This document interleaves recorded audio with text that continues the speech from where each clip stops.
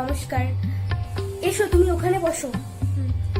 বলছি ও তাহলে থাক, আপনি 1 ঘন্টা পরে আসুন ওকে নিতে।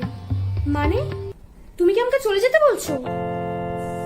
না না, মানে তাহলে 1 ঘন্টা পরে আসতে বললে কেন? তুমি বলো না, তোমাদের কলেজের প্রথম দিন কি পড়াশোনা হয়? কোনো জায়গা দিয়ে প্রথম দিন পড়াশোনা হয় না। ও তো আজকে প্রথম দিন পড়তে এসে আমার ওইটুকু বাচ্চা মেয়ে ছুটিকে রেখে আমি যেতে পারি? আমি একটা মা হয়ে এটা করতে পারি? কোনোদিন করতে পারি না। ওকে আমি রেখে যাবো না। আসলে ছাত্রী এবং শিক্ষিকার মাঝখানে অভিভাবক বসে থাকলে না একটু অসুবিধে হয়। আপনি ওই ঘরে গিয়ে বসুন না, ওখানে আমার মা আছে, মায়ের সাথে কথা বলুন কিছুক্ষণ। বেশ ঠিক আছে, আমি তাহলে মায়ের সাথে বসে কথা বলছি। তোমার হয়ে গেলে আমাকে বলে দিও। হ্যাঁ হ্যাঁ, আমি হয়ে গেলে ডেকে নেবো। ঠিক আছে মা, তুমি বসে পড়ো, আমি একটু ওই ঘরে বসছি। ঠিক আছে। আচ্ছা ঝুটি, তুমি কি আমার আগে কোনো টিচারের কাছে পড়তে? হ্যাঁ পড়তাম তো, কিন্তু মা তোমাকে ওইটা বলতে বারণ করে দিয়েছে। আচ্ছা ঠিকই বলেছেন, এভাবে বলা উচিত নয়। তোমার বয়স কত এখন? কেন বলবো, আমি তো বলবোই না।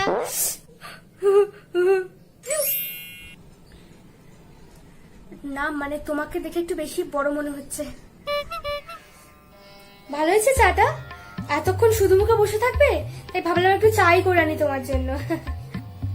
না না, ভালো করেছেন, চাটা খুব ভালো হয়েছে। আমার শাশুড়ি মা এত সুন্দর চা করতে পারেন না হয়তো।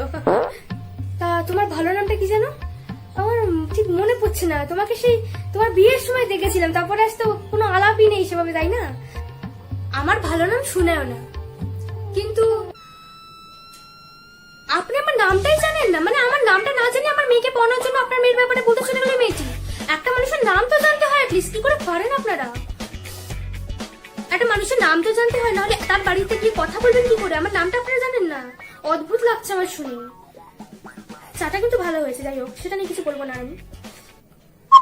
কিন্তু আমার নামটা আপনার জানা উচিত ছিল। মানে খুব বাজে লাগছে আমার ভেবেই যে একটা মানুষ আমার নাম জানে না, আমার মেয়েকে সে পড়াচ্ছে। মানে খুবই খারাপ লাগছে আমার ভেবে ব্যাপারটা। আমারই দুর্ভাগ্য আসলে। আমি যে কি কুক্ষণে গেছিলাম ওই প্রতিযোগিতায় লুচি ভাজার জন্য। ও আমি তো নিচে যাইনি। আপনার পাশে বাড়িতে বিচুটি সরকার বলে একজন মহিলা আছেন না, উনি তো আমার নামটা লিখে এসেছেন। উনি আমার নামটা লিখে এসে আমার শাশুড়িমাকে এসে বলছেন যে আপনার বৌমার নামটা লিখেছি, ওখানে পাঠিয়ে দেবেন লুচি ভাজার প্রতিযোগিতায়। এটা কি ধরনের মানসিকতা? একটা মানুষ যে কম্পিটিশনে যাবে কি যাবে না তার অনুমতির প্রয়োজন নেই আপনার? আপনি নামটা লিখে আসবেন। অদ্ভুত, আর ভাবলেই অস্বস্তি হয়। মা তাই নাকি? এসব তো জানি না। কি অবস্থা বলো।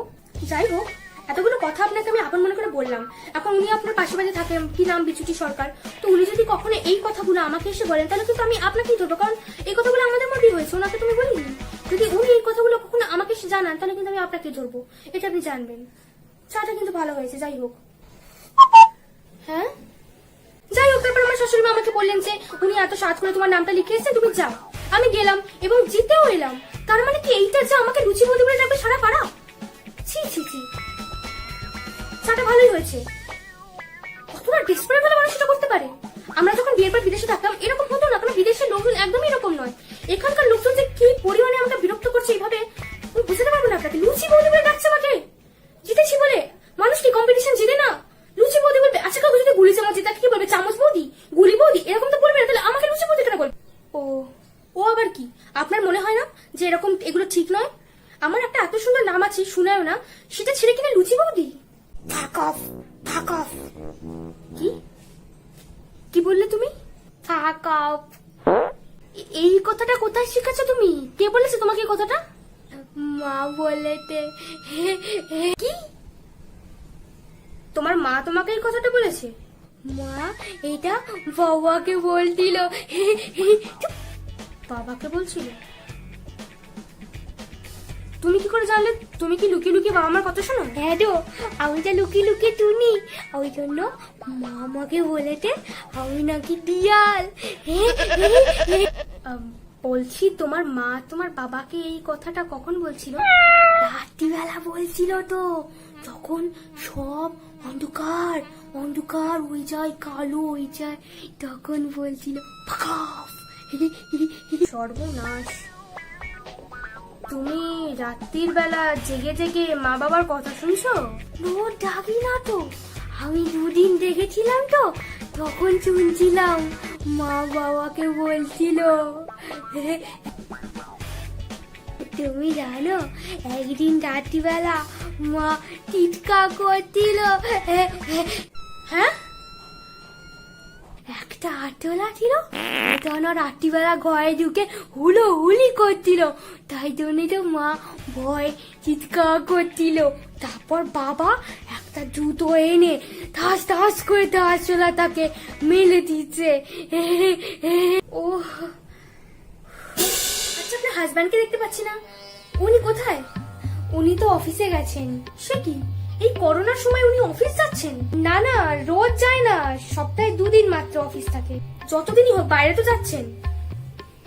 দেখুন, আমার ঝুঁটি যদি বাড়ি গিয়ে কাশে বা হাঁচে, আমি কিন্তু আপনার হাজবেন্ডকে এসে ধরবো। ধরবে কি মানে, কেন? এই ধরা সেই ধরা নয় বৌদি, ধরবো মানে পাকড়াও করবো ওনাকে। মানে উনি এতবার বাইরে যাচ্ছেন, যদি ওনার কোনো শরীর খারাপ হয়ে থাকে সেটাকে চেক করতে হবে, তাই না? ওমা, ও লুচি বৌদি, ছুটি হয়ে গেছে, ওকে নিয়ে যান। আমার নাম শুনেও না বলো, লুচি বৌদি বলছে, দেখেছেন তো? ও শুনেও না, লুচি বৌদির হয়ে গেছে, ওকে নিয়ে যান। সম্মান দিতে শেখো, শুনেও না বৌদি বলো। শুনেও না, ও সরি, শুনেও না বৌদি, ঝুঁটি বৌদির হয়ে গেছে, ওকে নিয়ে যান। মানে ছুটির হয়ে গেছে, ওকে নিয়ে যান। সব বলছো তুমি, ঠিক আছে, ওকে নিয়ে এসো তুমি, আমি ওকে নিয়ে যাচ্ছি। কিন্তু শোনো, কালকে সকালে ওর অনলাইন ক্লাস আছে, ও যদি কিছু না পারে বা একটা আনসারও ভুল দেয়, আমি কিন্তু তোমাকেই এসে ধরবো। আমাকে ধরবেন? আচ্ছা বেশ, ধরুন। ধরবো মানে জড়িয়ে ধরবো না, পাকড়াও করবো তোমাকে আমি।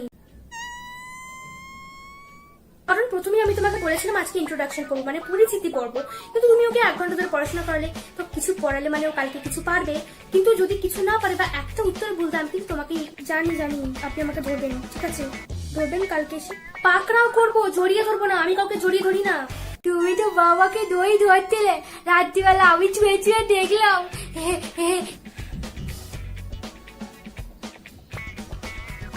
মা, বাড়ি চলো তুমি কাঁঠালের মতো পেকে গেছো একদম। কিছু মনে করবেন না, একটু পেকে গেছে আমার মেয়েটা। দেখুন, যখন চেনাশোনা হয়ে গেল, ওকে যখন দিতে আসবো, আমি এখানে বসে আপনার সাথে কথা বলবো, কারণ আপনি চাটা ভালোই করেন। চলো বাড়ি।